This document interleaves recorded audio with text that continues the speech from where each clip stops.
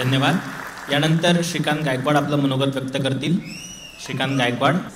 सन्माननीय व्यासपीठ, सर्व यशस्वी गुणवंत आणि आपल्या स्वप्नांचा पाठलाग करणारे माझ्या मित्रांनो,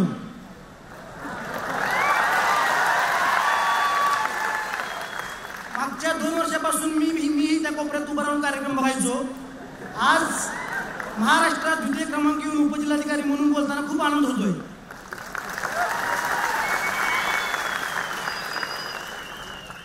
सांगण्याचा पर्याय आहे की उपजिल्हाधिकारी होणं किंवा कोणती पोस्ट मिळवणं खूप आश्चर्य काही नसतं. आपल्याला वाटतं बसल्यानंतर की खूप वेळी काय वेगळं केलं असेल, पण काय वेगळं केलं नसतं, ते आपल्यासारखंच असतं, म्हणजे सर्वच तीच करतात.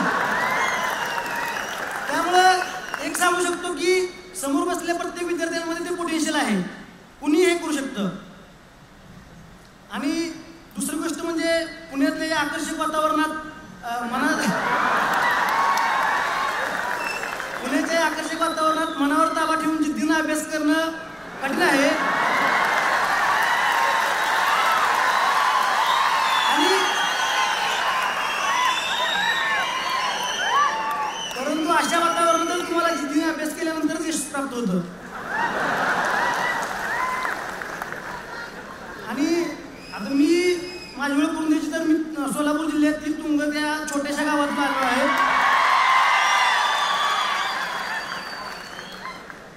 तर गेले 4-5 दिवस माझ्यामुळं माझ्या गावाचे नाव प्रत्येक वर्तमानपत्रात झळकतंय. याचा मला आज खूपच आनंद वाटत आहे. आणि सगळ्यात महत्त्वाची बाब अशी की मी आज माझ्या आईवडिलांच्या, मित्रांच्या आणि गावकऱ्यांच्या अपेक्षा पूर्ण करू शकलो, याचं मला अत्यंत समाधान होत आहे. आणि सर्वप्रथम हे म्हणजे सांगू इच्छितो की जेव्हा आज मी पहिल्यांदा माझ्या आईवडिलांशी भेटल्यानंतर त्यांच्या चेहऱ्यावरचं समाधान आणि डोळ्यातले आनंद बघून मला खरं कळालं की नेमकं यश म्हणजे काय, तर ह्यालाच यश म्हणायचं.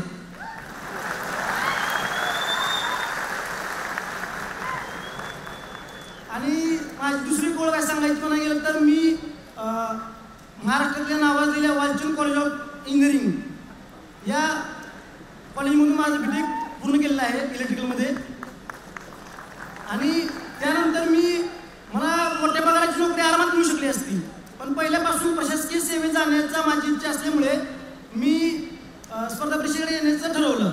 आणि लास्ट इयरला असताना आमच्याच कॉलेजचे स्वप्नील पाटील पहिल्या अटेम्प्टमध्ये IRS झाले आणि त्यांच्याकडूनच मार्गदर्शन घेऊन मी पुण्यामध्ये खरं तर UPSCचा अभ्यास करण्यासाठी आलो होतो. परंतु 2013मध्ये UPSC आणि MPSCची प्रिलिमचा खूप अभ्यास करून प्रिलिम्स दिल्या आणि दोन्ही प्रिलिम्स नापास झालो मी. आणि मला असं वाटायचं की आता आपण शाळेमध्ये टॉपर, कॉलेजमध्ये टॉपर, त्यामुळे ह्या परीक्षा आपल्याला इझी होतील. लाईटली घेतल्यामुळं झालं असं की पहिल्यांदाच एकदम हे झालं ना.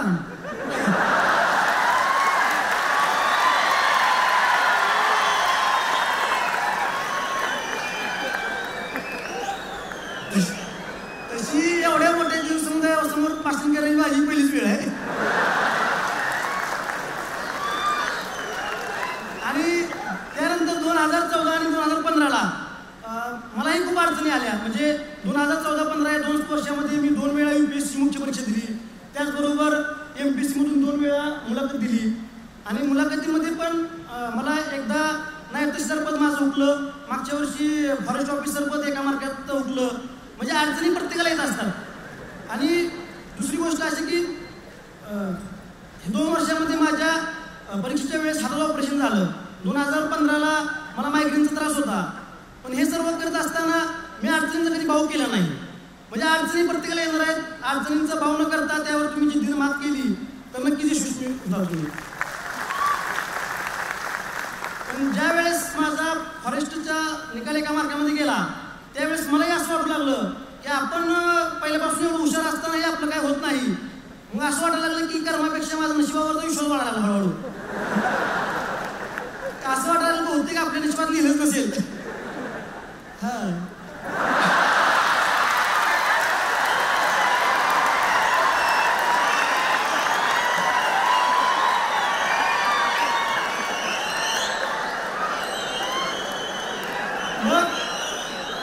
खूप नैराश्य खूप आलं होतं. नैराश्य खूप आल्यानंतर मी घरी गेलो, कारण कधीही नैराश्य तर पुण्यात बरेच मित्र सांत्वन करायचे, पण त्यांना समाधान होत नव्हतं. पण जेव्हा मी घरी आईवडिलांना भेटायचो ना, झटक्यात एनर्जी यायची एकदम. आणि मग मला वडील म्हणाले की एकदा पुन्हा एकदा शेवटचं वर्ष म्हणून एक पूर्ण वेळ तू फक्त MPSCचा अभ्यास कर, दोन्ही परीक्षेचा अभ्यास एकत्र करू नको आणि टेन्शन घ्यायचं काही कारण नाही, जे होईल ते होईल. म्हणजे थोडक्यात गावाकडल्या भाषा सांगायचं म्हणाल तर उजळल तिकडे उजळल.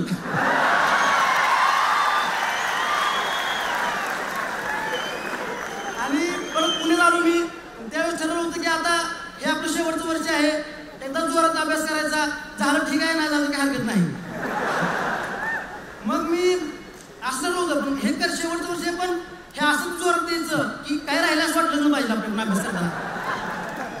मग मी माझे सिनियर अभयसिंह मोहिते, जे 2014 राज्यामध्ये प्रथम आले होते आणि डेप्युटी कलेक्टर झाले होते, तर त्यांच्याशी चर्चा केली, त्यांचं मार्गदर्शन घेतलं आणि अभ्यासाला सुरुवात केली मी.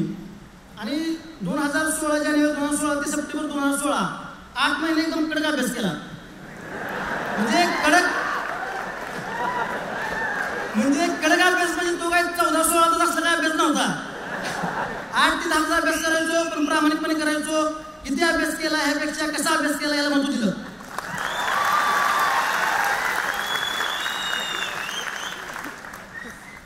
आणि विशेष म्हणजे खूप स्कोर मोठा आला एवढा अभ्यास केल्यानंतर. आणि एक विशेष चांगली गोष्ट म्हणजे हा अभ्यास करत असताना मी पूर्व आणि मुख्य परीक्षेसाठी कोणताही क्लास केला नाही. आणि परंतु मुलाखतीच्या शेवटच्या टप्प्यामध्ये आदरणीय मोहिते सरांचं मार्गदर्शन लाभलं आणि त्याचा खूप फायदा झाला मला. म्हणजे मोहिते सर मला जेव्हा भेटायला गेलो मी, तेव्हापासून मला ते डेप्युटी कलेक्टर मी आहे असं मला वागत होते. आणि मी ग्रामीण भागातलं असल्यामुळे माझं राहणीमान सिंपल होतं, तरी पण मोहिते सर मला शिकवायचे की डेप्युटी कलेक्टर असं राहिलं पाहिजे, तसं राहिलं पाहिजे. ते खूप टिप्स द्यायचे मला.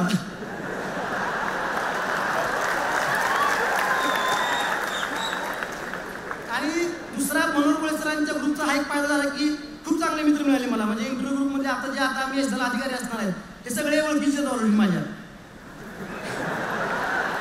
आणि या मित्रांपैकी माझे 2 मित्र म्हणजे भाऊसाहेब ढोले आणि चंद्रकांत मगर, ते मला इंटरव्ह्यूच्या प्रिपरेशनच्या काळात नेहमी सांगायचे, शिर्क्या तुझं डेप्युटी कलेक्टर फिक्स आहे, फक्त औपचारिकता बाकी आहे. आणि त्या औपचारिकता पूर्ण झाली असं मी म्हणतो.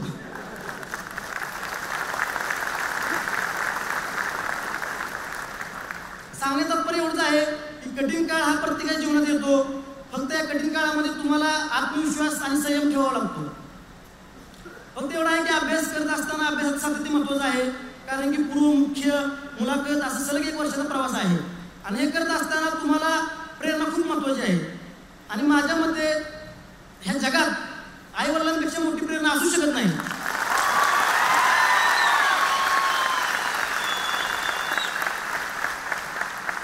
म्हणजे आईवडिलांनी आपल्यासाठी घेतलेले कष्ट, त्यांच्या आपल्याविषयी असलेली तळमळ, त्यांचं आपल्यावरचं प्रेम आणि त्यांचा आपल्यावर असणारा विश्वास मी वाया जाऊ देणार नाही, ही मी आत्मबोधीनेच केली होती.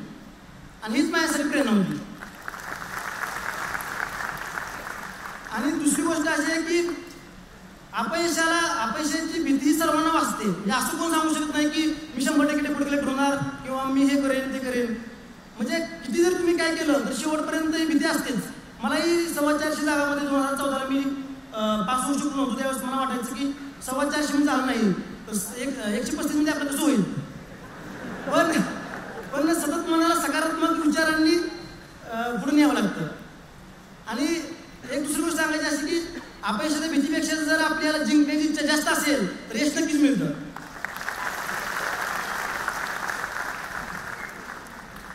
आणि यशाचा असा फिक्स कोणता फॉर्म्युला नाही किंवा मार्गही नाही. आता 135 विद्यार्थी आज पास झालेले आहेत परीक्षेमध्ये, तर 135 विद्यार्थ्यांचे 135 मार्क आहेत. त्यामुळे तुम्ही असं कोणाचे मार्क कॉपी करू नका. सिनियरचं तुम्ही गायडन्स घ्या, तुमच्या गायडन्स घेऊन तुमचा स्वतःचा मार्क तुम्ही तयार करा आणि मग पास व्हा.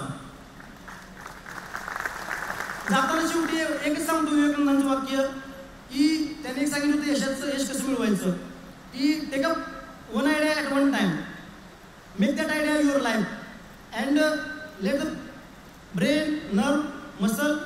Part of your body, be full of that idea, that is very success. म्हणजे तुम्ही एका वेळी एकच ध्येय निश्चित करा, ते ध्येय तुमचं पूर्ण जीवन म्हणलं पाहिजे आणि तुमच्या शरीराचा प्रत्येक भाग त्या ध्येयाने प्रेरित झाला पाहिजे आणि हाच यशाचा मार्ग आहे. जय हिंद, जय महाराष्ट्र. धन्यवाद.